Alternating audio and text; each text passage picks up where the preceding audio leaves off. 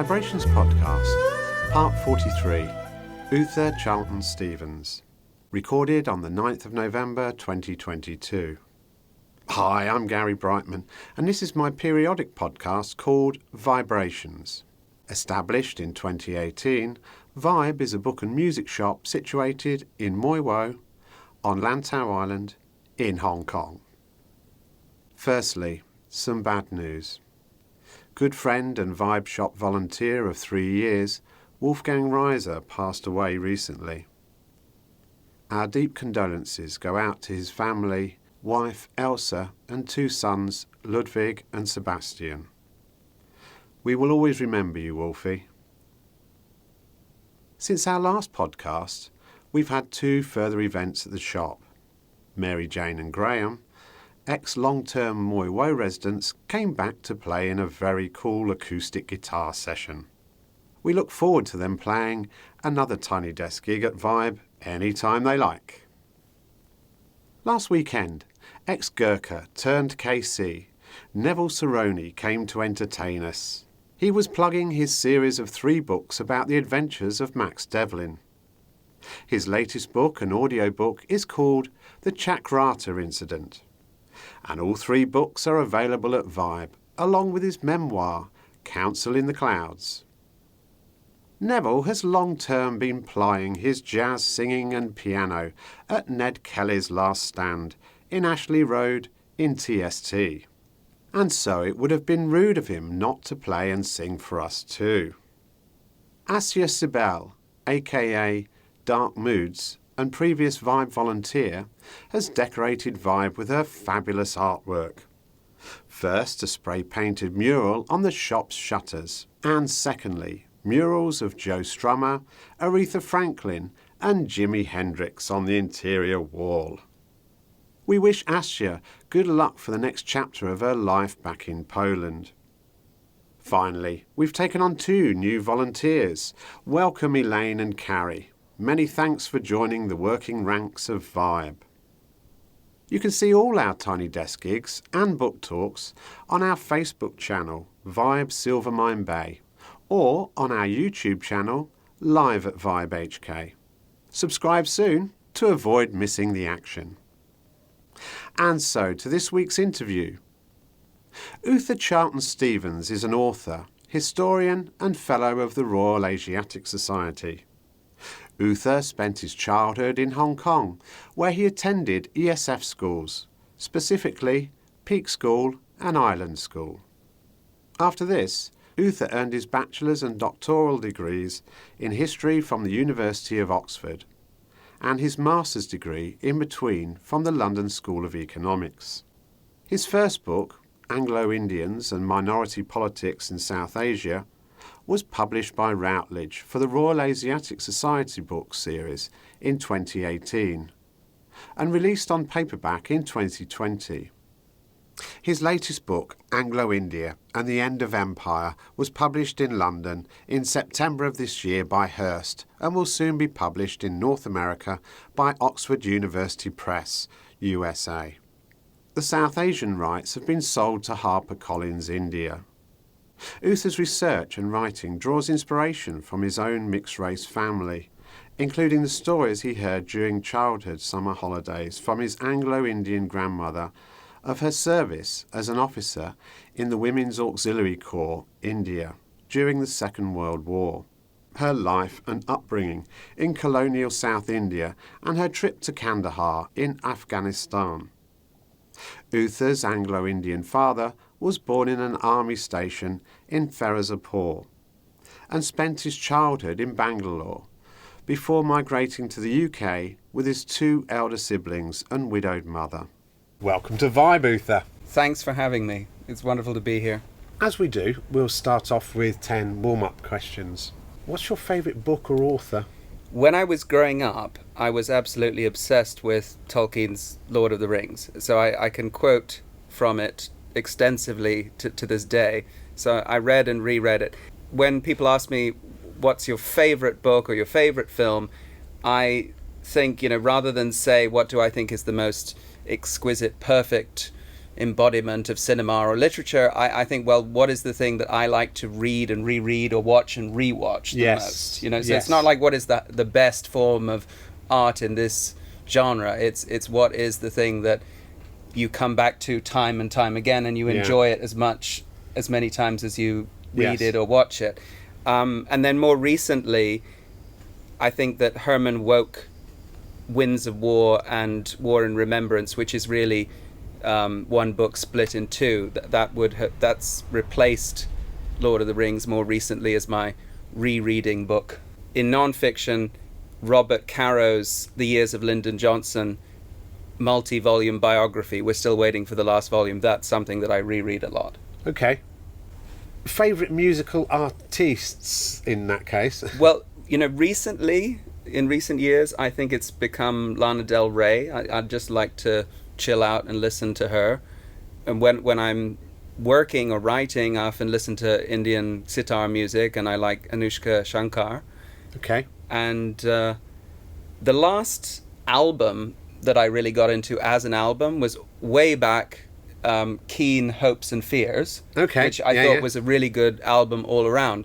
But what I've found is that with Spotify, my tastes have changed, that I've expanded into many, many genres, which I wouldn't have listened to before. But I've lost the feel of a particular artist or a particular album. So I create these playlists in many different genres, you know, so I even have like a synthwave playlist, and I have like Gregorian monastic chanting music, you know, all kinds of different music, and I create a sort of playlist of the songs that give me goosebumps, you know, and that I can sort of have a sip of whiskey and just float into the clouds listening to this stuff that generates emotional feeling.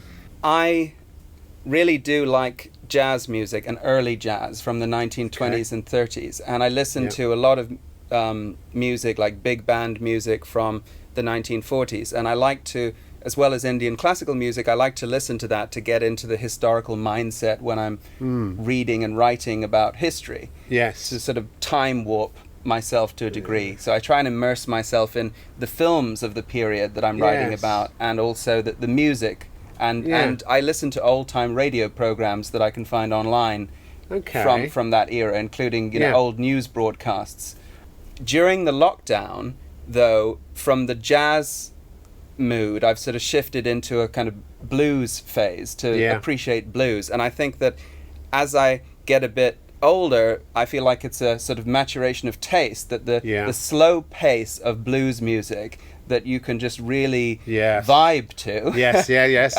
That is something that I really have come to love. Favourite film or films?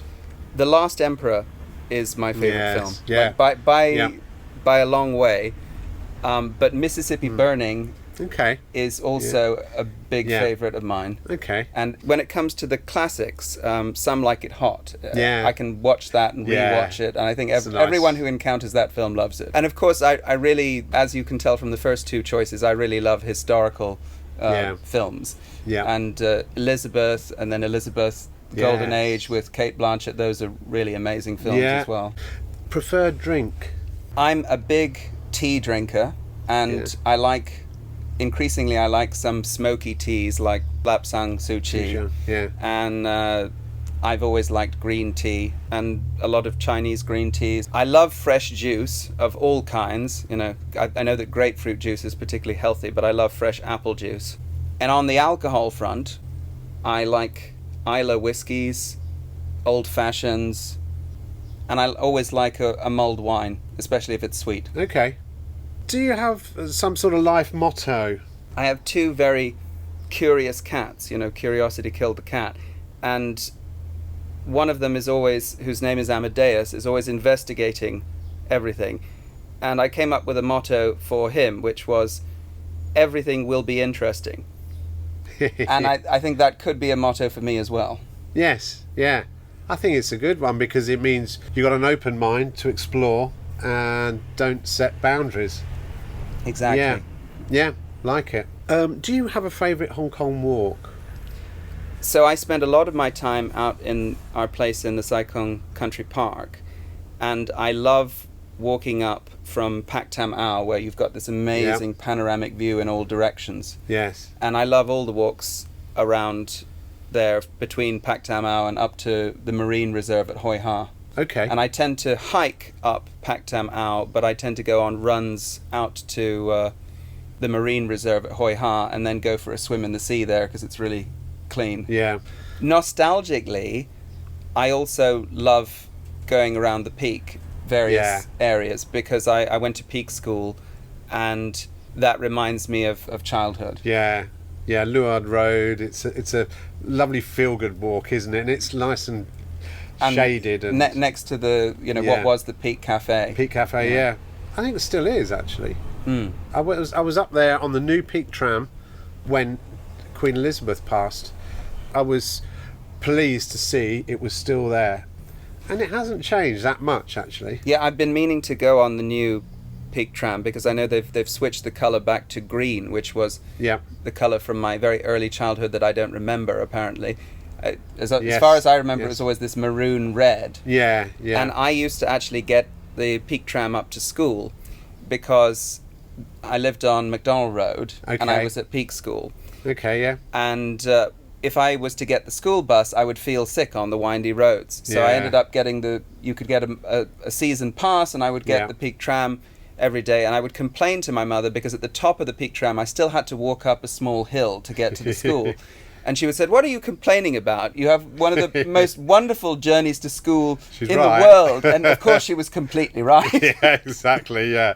You don't realise that at the time. Now. Yeah, I bet, yeah. It was really a colonial school, when I was there. And I'm sure it's changed with the times, but it's still in a lovely spot, slightly detached from the rest of Hong Kong. Yeah, and the rest of the world to a certain extent. Yes, up in basically what is Hong Kong's hill station. Yeah. What were the ages that you were at school there? So all the way through Peak all the way school, through, and then I went and I stayed all the way through in the ESF. Went to island school. Okay. Up to A level, and it was still A level in those days. And my youngest sister, when she was there, they had switched over to international baccalaureate. You mentioned your younger sister there. Two siblings. So all my three younger siblings. Your three siblings. In the primary division, they all went to Chinese international school. And they were all in the Chinese language stream, I believe. Okay. So we all speak Mandarin, but I was rejected at interview at age 5 or whatever it was for Chinese International, which is why I went through the ESF, I suppose. So bloody harsh, isn't it, really, at that age group? So do you or your siblings speak Cantonese or just Mandarin? Or we're very Mandarin speaking because of the foresight and decisions of my mother. Of course, I would love to have better Cantonese than I do as well, but I have, basic Cantonese for interacting, in public transport, in restaurants. Do you have a favourite Hong Kong restaurant? Recently, I went to Chat, Indian restaurant in the Rosewood Hotel, which was absolutely delicious, out of this world. And of course, I've had a lot of Indian food in India and in London at the high end, and that really stood out. Okay. Whenever I've been away from Hong Kong for a while and I come back here, the things I crave that I want to get my fix is Sichuan food with the ma la thing and ma po tofu. Also Korean barbecue, all those places clustered around Times Square and Causeway Bay. Yeah. Finish this sentence. I live in Hong Kong because... So I moved back to Hong Kong last December, and I love being here. I grew up here, so it will always be my home. I don't know what the future holds. A lot of us who've grown up in Hong Kong end up all over the world and end up living in different cities, and I think that Hong Kong prepares you very well for not settling in one place, for being flexible, for being culturally open. So I'm open to wherever life may take me, but I'll always take Hong Kong with me. Chatting with a group of friends, and it was about 3 Hong Kongers, local Cantonese Hong Kongers, and 1 English guy. And somebody in the group said, "But we Chinese, this, that, and the other." And my English friend looked at him to say, but you're talking about Uther as well. And my Chinese friend said, oh, Uther's basically Chinese. So, which I took as a huge compliment. I would, absolutely, yeah. What a lovely thing to say, actually, yeah. And interesting because, identity is built up in so many layers. And as we'll get into, I also have the huge Indian background, the Indian roots too. Your early life in Hong Kong, you moved here when you were sort of 2 years old. Yeah. You went through the school system, as we say.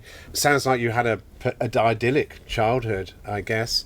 Here at the Peak schools and then the ESF schools. You then went to the UK to study, to university, to Oxford. To Mansfield College, which is a very small college. Yeah. I read modern history. But at Oxford, modern history begins with the collapse of the Roman Empire. So it includes the medieval period, which is amusing to normal people. So I guess my interest in history does go back into early childhood. Yeah. That, as we'll probably get into, the stories my grandmother used to tell me in summer holidays. Yeah. I'd stay up late into the night talking with her. She slept in a chair in her living room, and I'd often sleep on the sofa to keep chatting with her into the night rather than going to sleep in the bed. And she would tell me stories about her life in India, which she had left, and she never went back. I think she didn't want to be confronted with the change that had happened since the 1950s in Bangalore, because Bangalore's totally changed from the garden city of India, from the pensioners' paradise, into India's Silicon Valley, into its IT tech hub. Yeah. I had some really great history teachers at Island School, one of whom sadly passed away, Jenny Ferns, and I was quite sad that she wasn't here to see the launch of my new book, because I think she was expecting it, and she was very supportive, and she was an amazing inspirational history teacher. The headmaster of my secondary school, Island School, David James, who's moved back to the UK, he also taught me history when I was in year 9, and he taught us the American Civil War, and I've been fascinated by that topic ever since. So I think he also played a big role in my formal academic appreciation of history. And then, of course, your family.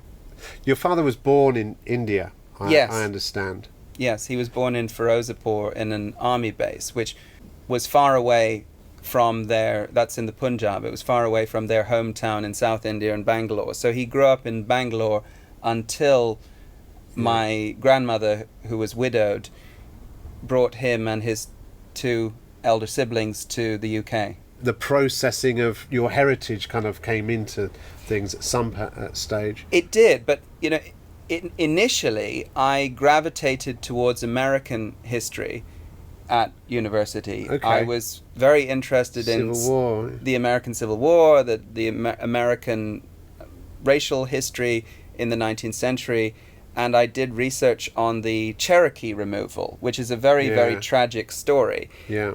And the interesting thing is that has quite amazing parallels with the Anglo-Indian story, because the leader of the Cherokee nation, John Ross, was mixed race. He was half Scottish.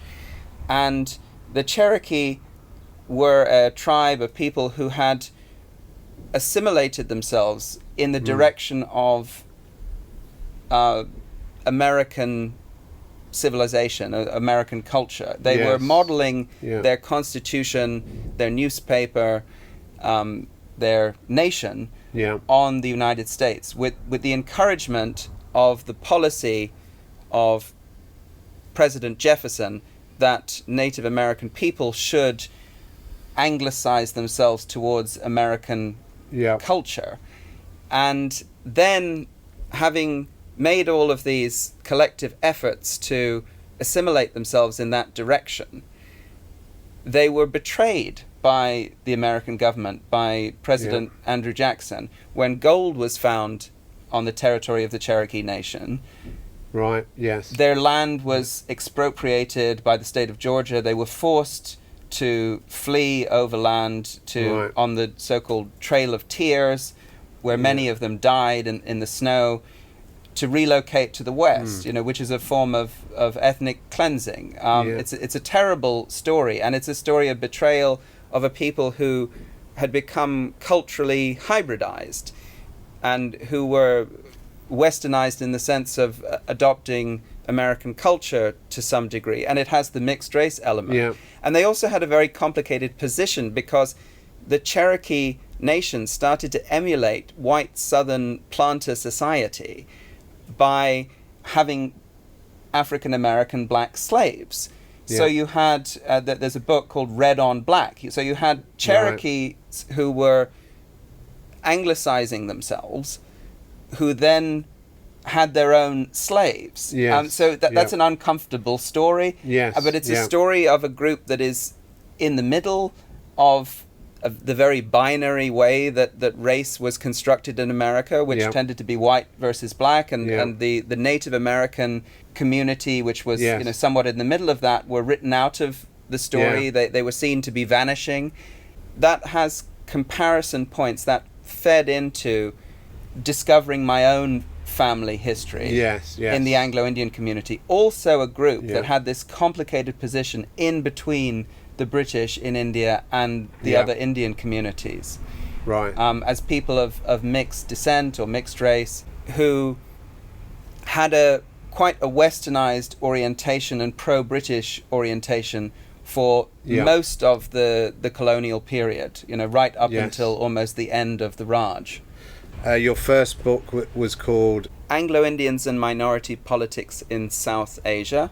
Subtitle, Race, Boundary Making and Communal Nationalism, which is a mouthful. And that was a very serious professorial book, which is only really stocked by university libraries. So that was never going to achieve the broader audience that I wanted to tell this story to, but that was a very necessary step in an academic career to have a book like that. And in that book, I looked at a lot of constitutional minutiae to do with the legislatures and the constitution and the reasons for the granting of constitutional measures for the Anglo-Indian community, which was quite exceptional in fact.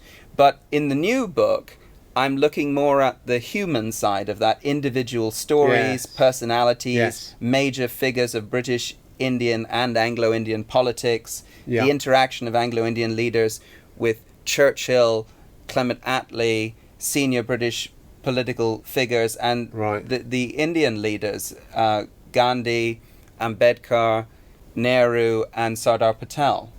So with them, history is written and is well documented, but you're saying you juxtapose that with a human stories, a human element of it. How did you achieve that? Well, by looking at the late colonial Raj period through the perspective of this mixed race group that were in the middle between the colonizer and the colonized, between the rulers and the ruled. That gives you a completely new way of seeing all of these issues. And I think, for me, this group has a story that matters in and of itself. Absolutely, yeah. But to raise its profile, to demonstrate how interconnected it was with the highest levels of British and Indian politics at the time, helps to prove that case to a wider audience. This was a book that was always planned to target 3 markets, which is difficult. So it was always planned that there was going to be a British edition, a North American edition, and an Indian edition. Interests are quite different. In India, the discussions of Ambedkar and Sardar Patel will be of great interest. Those figures may be less well known by the general public in the West. In America, the links with U.S. history, there are some. The activities of Cedric Dover in the United States and mentioning of African American figures like Du Bois will probably be of greater interest. And Okay. in Britain, Yeah. I expect that the high drama of Churchill Yeah. and Attlee and decolonization will have a greater focus. Yes. The book provides an overview of the origins of Yeah. this mixed community Yeah. through the 18th and 19th centuries especially, but the main emphasis is on Yeah. the late colonial period from about 1900 to Indian independence in 1947 and the aftermath up until about 1950. There's some mention of the Indo-Pakistan conflicts that continued Right. after that period, but that's the core chronologically of the book. Okay.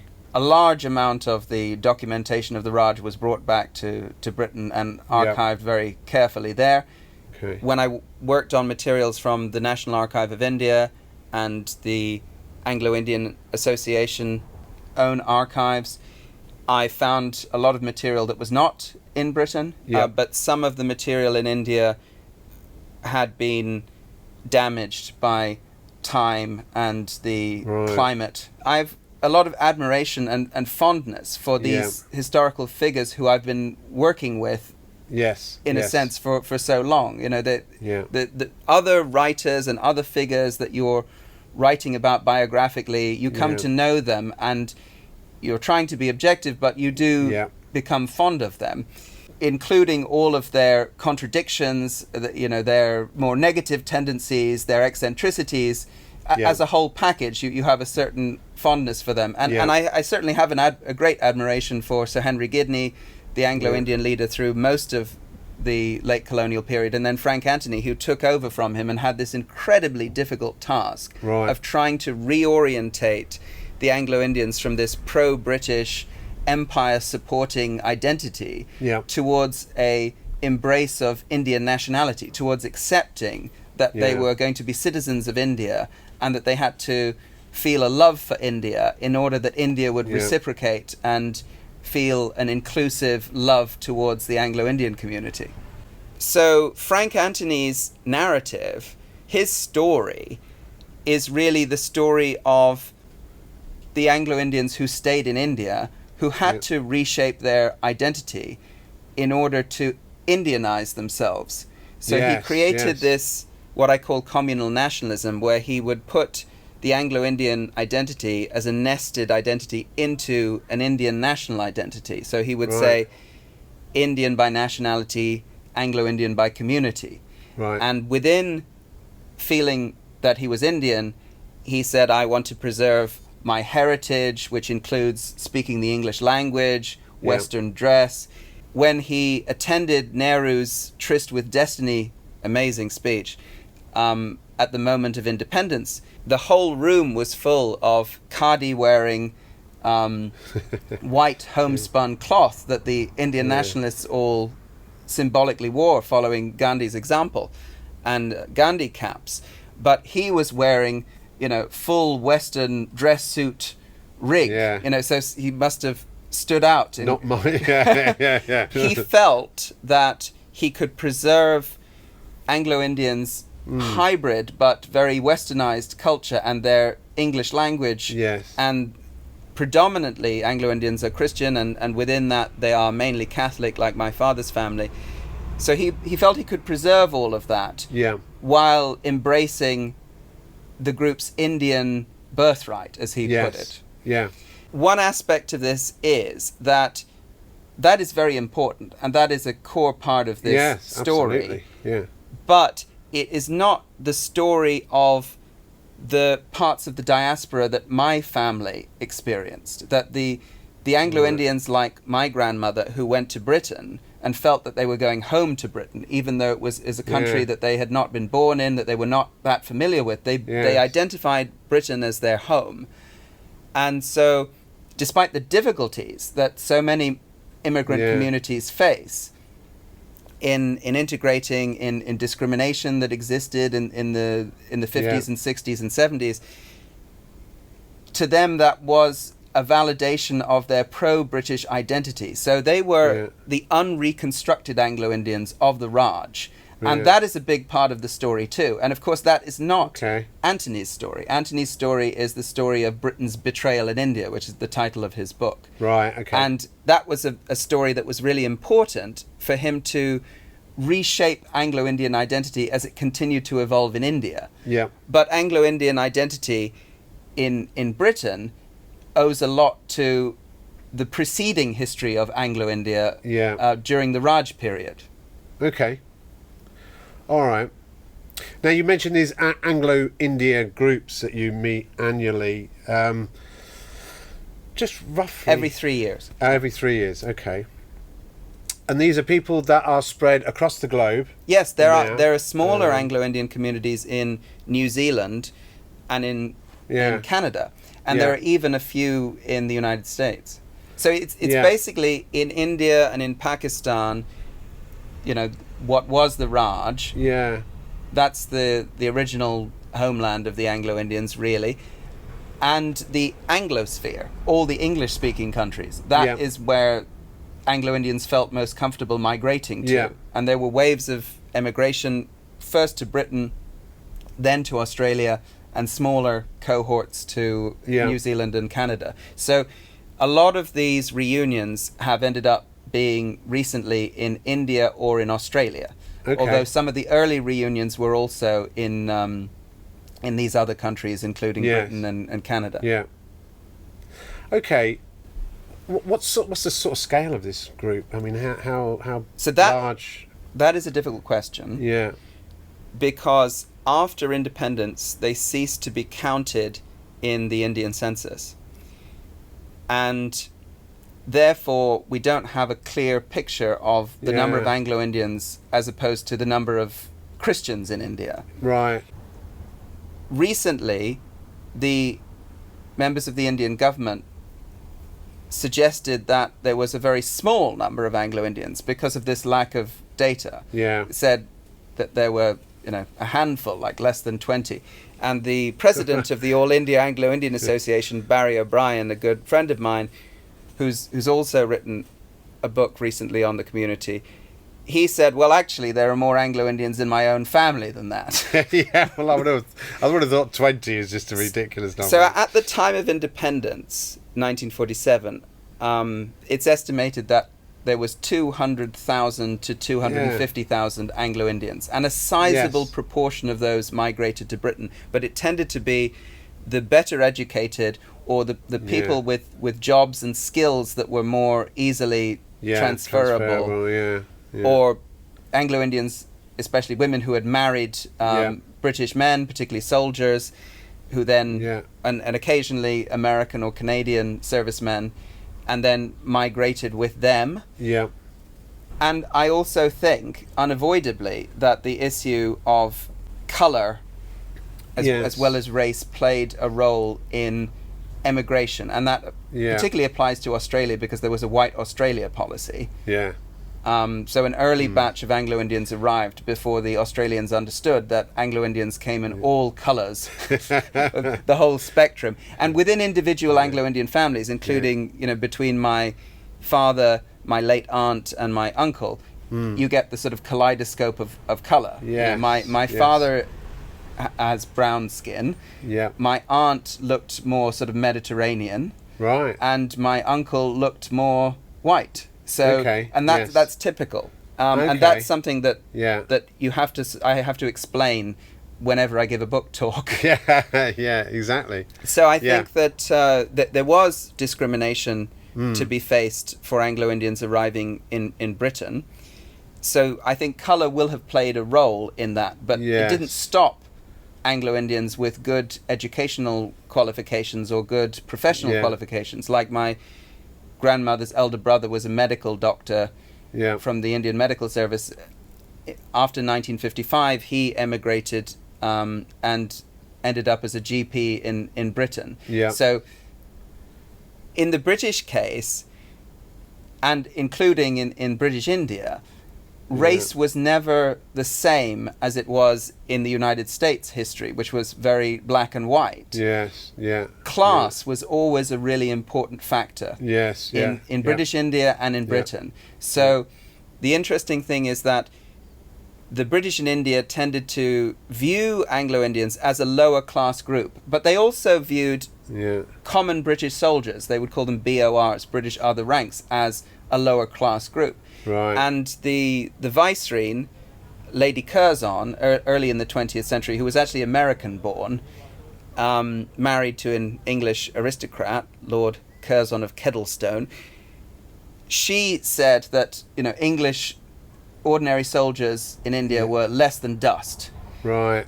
So the perspective of the British Other Ranks was beneath the notice of this very class-gradated society of colonial Brits in India. Yes. And the amazing thing is that some people say influenced by the caste system, these gradations of rank, which were much more elaborate than the class system in Britain. Yes. And that itself is fascinating. That is something which I've alluded to, or I've talked about a little bit in the book, but something that needs to be expanded in one of my future books, I think. Yeah.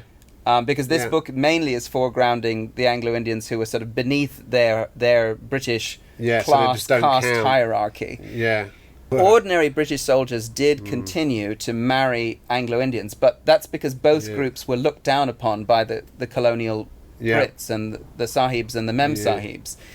And so the British in India would be happier to mix with Indian Maharajas, full-blooded Indians of higher caste status, or with somebody like Nehru, who was educated at Harrow and Cambridge, than they would with an Anglo-Indian railwayman. Yeah. So this was a class issue as well as a race and colour issue. When you meet with these Anglo-Indian groups, is there any desire to keep this thing going to a certain extent? In India, certainly. Yeah. But in the diaspora, there are people of my father's generation who believe that the days are numbered for the preservation of this culture. And of course, the Anglo-Indian culture as it survived and continued in the diaspora is slightly different from the Anglo-Indian culture as it has continued to evolve in India. Right. Which is now much more at ease and integrated with the rest of Indian society. Okay, yeah. So these identities and these cultural experiences are diverging. Yeah. But periodically everyone reconnects, and the sense of having roots in India seems to be very powerful even for the younger generations of children and grandchildren of Anglo-Indians in the West and in Australia and New Zealand. So the disproportionate impact of some Anglo-Indians on the world stage is another aspect of this book. So on the cover of the book is Merle Oberon, who was born Estelle O'Brien, and born in Bombay, and she hid her background as an Anglo-Indian in order to succeed first at London Films and then in Hollywood. Okay.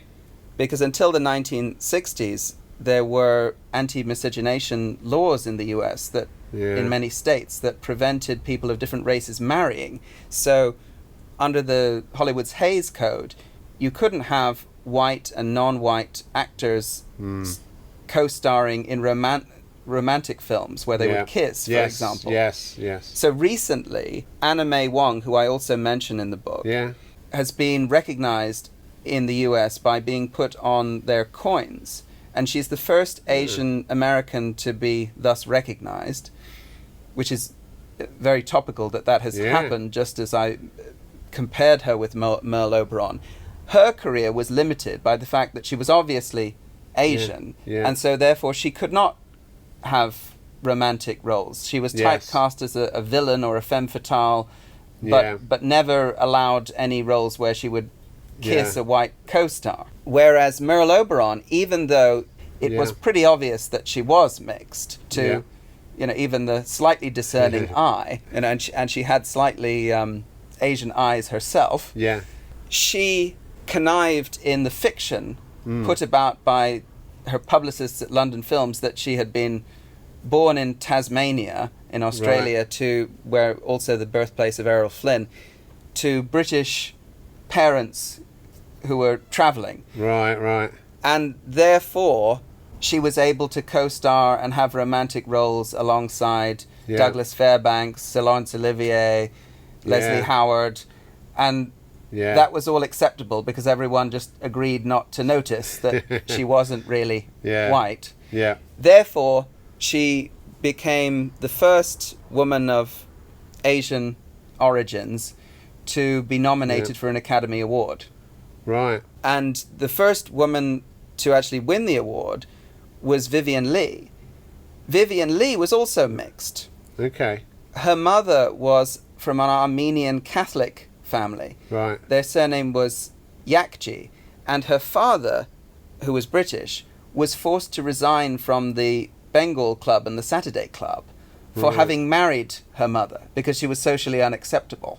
And Crazy. Their family maintains that her grandmother was Irish, but she came from the kind of orphanage background in the hill stations where a Catholic child claiming to be Irish, even if they were of fair skin, might well be an Anglo-Indian also. Right. So you're here on December the 10th, Saturday, December the 10th, to do a talk at Vibe. What sort of things are you going to cover on that day? Well, I'm certainly going to revisit the Hollywood angle, and there's the very interesting story of Boris Karloff, who was born William Henry Pratt in the UK to two Anglo-Indian parents, and his career. That's fascinating. There are a lot of famous singers who are of Anglo-Indian origins. They're not all of them acknowledge it. That's something that we might get into. And I think I'll build on the Hong Kong connections and comparisons with what we call the Eurasian community in Hong Kong, including famous individuals like Sir Robert Ho Tong. The participation of Eurasians in Hong Kong and Singapore and Anglo-Indians and Anglo-Burmans in India and Burma during the Second World War is a really fascinating story that we'll look at during the talk. Your Facebook site can be found under Uther CS, and similarly, your Twitter site also named Uther CS. Yes, and there's also a Facebook page for the book, which is facebook.com/Anglo-Indian History with no hyphen. It just remains for me to say, Uther, thank you very much for coming. Thank you very much for having me, and I'm really looking forward to our event at Vibe. You can listen to all our VIBErations podcasts, published on Spotify, Google Podcasts, Apple Podcasts, Podbean, Amazon Music, TuneIn and Alexa, and a whole host of others. Or you can watch on our YouTube channel under Live at VIBEHK, or follow the links from my website, vibehk.com. The opening and closing music comes from Celestial and is called Green Island Dub, and is on the Retrospect vinyl album On Sale at Vibe. Finally, a reminder that Vibe is open 7 days a week, every day of the year, from 12 noon until approximately 6:30 p.m. Well, that's it for another week. Thanks for listening to the 43rd Vibe Book and Music Shop podcast called VIBErations. I'm Gary Brightman. You get my vibe? Can you imagine what this old island must have looked like to those Dutch sailors when they first saw it? Fresh green. Like a dream of a new world. They must have held their breath, afraid it would disappear before they could touch it.